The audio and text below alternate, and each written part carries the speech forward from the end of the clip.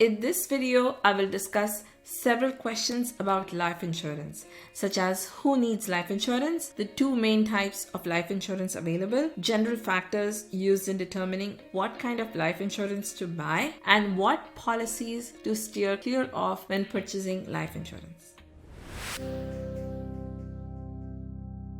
This topic may seem morbid, but it is an essential part of financial planning. I'm going to use the D word. If you're triggered by it, please stop watching. Before we delve into the details, please pause and read this disclaimer carefully.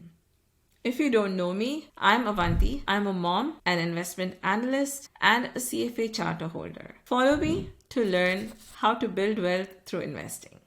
Who needs life insurance? Life insurance depends on your specific financial goals and constraints. But here are some general guidelines. If you are a parent and the primary breadwinner, it's a no-brainer. You need insurance to be able to provide for your dependents in the event of your death.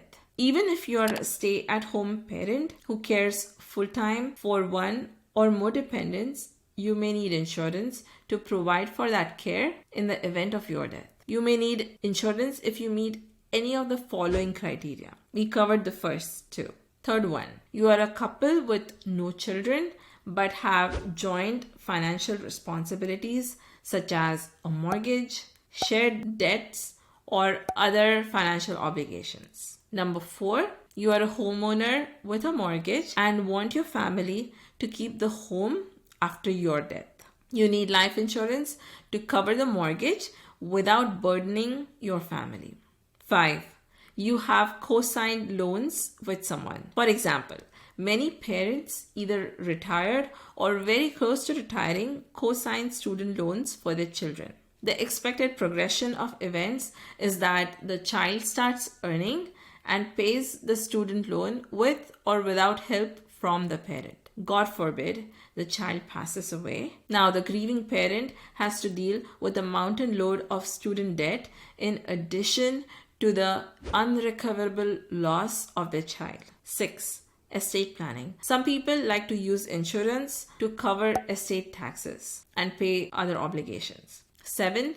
Business owners can use life insurance to protect their business if a crucial employee dies, or use insurance for succession planning. Some single people without dependents also buy life insurance because they can lock in lower premiums at a younger age when they are healthy. And that helps cover funeral expenses and debts without burdening loved ones. Typically, the younger you are, the more insurance you need. As you age and approach retirement, the general assumption is that you will have accumulated enough assets and your children are old enough to support themselves and no longer depend on your income. So your insurance needs go down as you age. There are two main types of insurance, term and permanent. The most common and the cheapest one is term life insurance. This is the one I have because it fits my financial plan. Term life insurance covers a specific term such as 5 years, 10 years, 15, 20, 25, 30.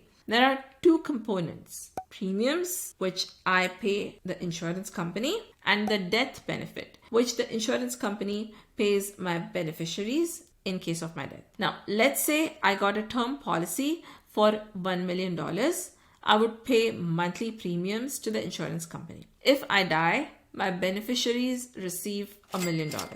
The insurance company is betting that I won't die during the term of the insurance, so they won't have to pay the death benefit. Likewise, I'm hoping that I won't die either because I don't want to die. But if God has a different plan, my beneficiaries are covered. Term life insurance premiums get expensive as you age, so it would make sense to get insurance at a younger age. There is usually a medical exam associated with underwriting or buying life insurance. There are 3 policy types under term insurance. Annual renewable term offers a level face amount. That means your benefit remains the same.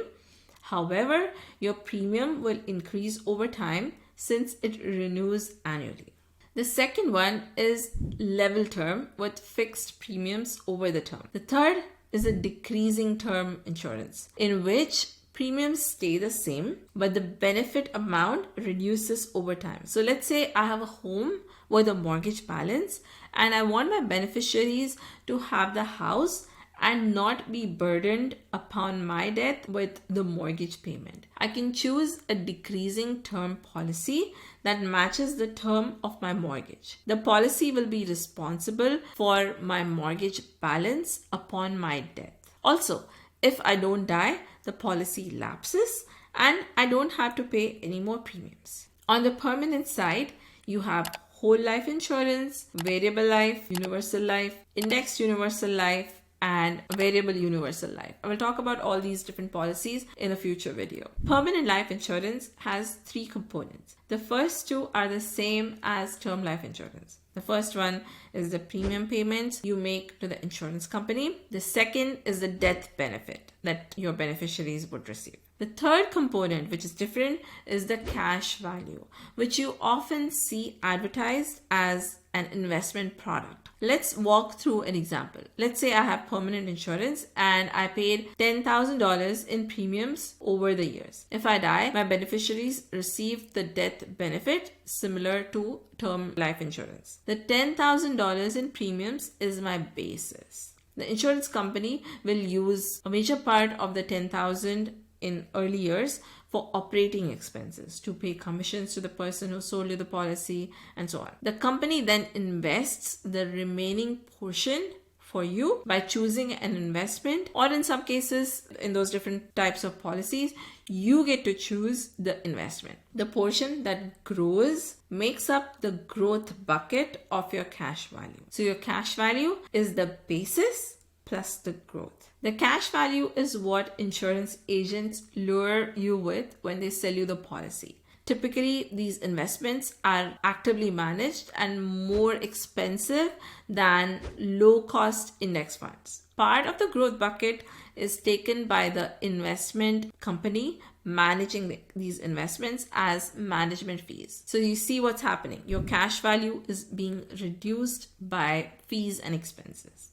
I looked at a major insurance company's 10-year returns. On average, these returns lagged the S&P 500 by 3.5% annually. And there are insurance policies that provide worse returns than this one. Now, if you want to cash out your permanent life insurance, the company says, of course, here's your money minus a 50% surrender charge. Now, you know the insurance company is legally robbing you. Why legally? Because the company has disclosed all this information in the prospectus, which people need to take the time to read. If instead you invest the difference between term life and permanent life insurance premiums into a low-cost index fund, you may come out further with your investment gains and avoid surrender charges. There are several ways to calculate your insurance needs. I'll show you the capital retention method, which doesn't account for inflation. Let's say I want to replace an annual income of $100,000. That means my insurance benefit